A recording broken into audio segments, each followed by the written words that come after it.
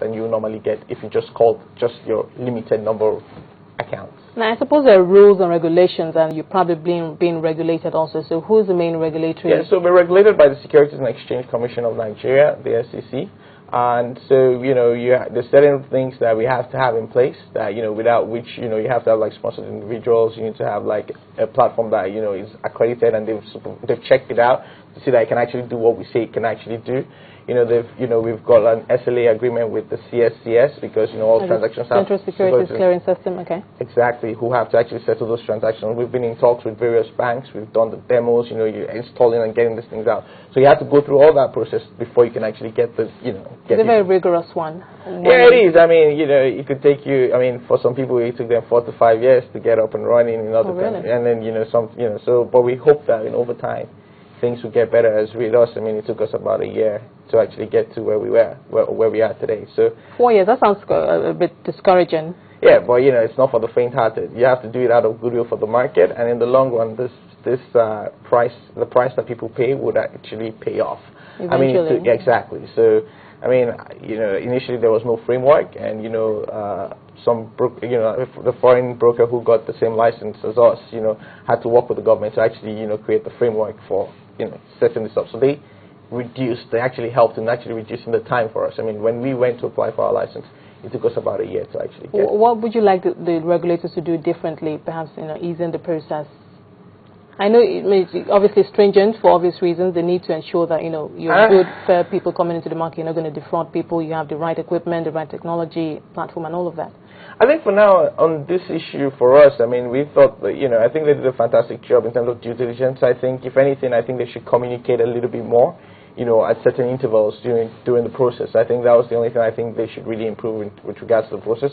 But other than that, I think they did a fantastic job. If they took someone, when they started, it took 4 years, and then now it's taking just a year. Yeah. I guess that's obviously an improvement. Do you make remittances? Do you send anything to them in terms of them checking up on you? Yes, you have to. It's one of the regulatory requirements, and you do that every quarter. What exactly do you show them? Do you take to them? Well, they need to know the number of transactions you've done. They need to know everything that's happened within your business over the last quarter. They need to know, your financials. They need to ensure that, you're working and towing the line. If you saw any activity that you thought, is not necessarily correct, or there's some form of unusual volume or price, or you're supposed to notify them at some point every quarter. So if you're the only licensed broker dealer, obviously does that mean you don't have any major competitor? And at that level, or like I said earlier, at that level you're making more of the money. Okay, fine. Going forward, are you expecting? Is any in the I wouldn't say pipeline? we don't have any major competitor because there are other platforms where people can do transactions. People can decide that, they want to use NESD, or they want to use the stock exchange OTC platform, or they decide that they want to use ICAP, who is a foreign broker, but who are not really focused on the locals. So I think there's already enough competition out there, and there are other things that are coming through, like the FMDQ OTC market. So there are a lot of things that are coming through. But I guess people will judge based on service, trust, and also the ability to deliver on what you actually say you can deliver on. So I think for us, it's already a very competitive landscape. I think the market will open up to more brokers. And, as with everything, people would vote with their feet. If people are happy with the service, they keep using you. If people are not happy with the service, they wouldn't use you. So I guess for us, it's about, the more people that we see, and the more feedback we can get, then the better our service will become for the market. I imagine you invested heavily in this technology. Is this something that would need perhaps an upgrade from time to time? I guess any business that doesn't continually develop itself actually would die, or would be kicked out of the market by competition, right? So for us, is besides the heavy investment in our technology and also ensuring that our system actually works, we will continue to upgrade the system every 6 months based on recommendations and suggestions from our clients. Because basically our job is to serve them, and the better they feel about the service, the more people would actually get on the platform. So, okay, in the next 3, 5, 10 years, as far as the inter-dealer broker community is concerned, what would it look like? What do you expect it would look like?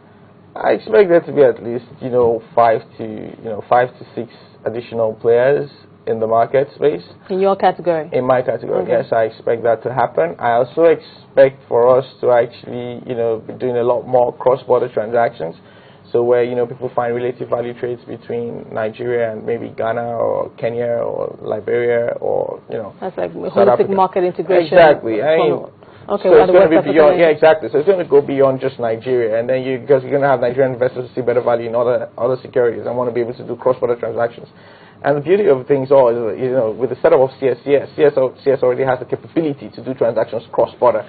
So I think, things are already being put in place for us to get to that point. So it's not unthinkable, and I think it's not that difficult. And it's basically, if you're saying that something has worked, each market has its own nuances, but ultimately the technology or the knowledge or the know-how is pretty much similar across regions. Okay, thank you so much. We're going to have to leave it there. Thank you so much for talking to us, Olusoga, interdealer broker from Party and Partners. We've been talking about the interdealer broker, who they are, their role in the market, how they make the market vibrant, their participation at the bonds market, the over-the-counter bonds market, and of course treasury bills, what they do exactly. Well, that's what we've been looking at today. We'll take a short break at this point, and we'll be right back with the rest of the program.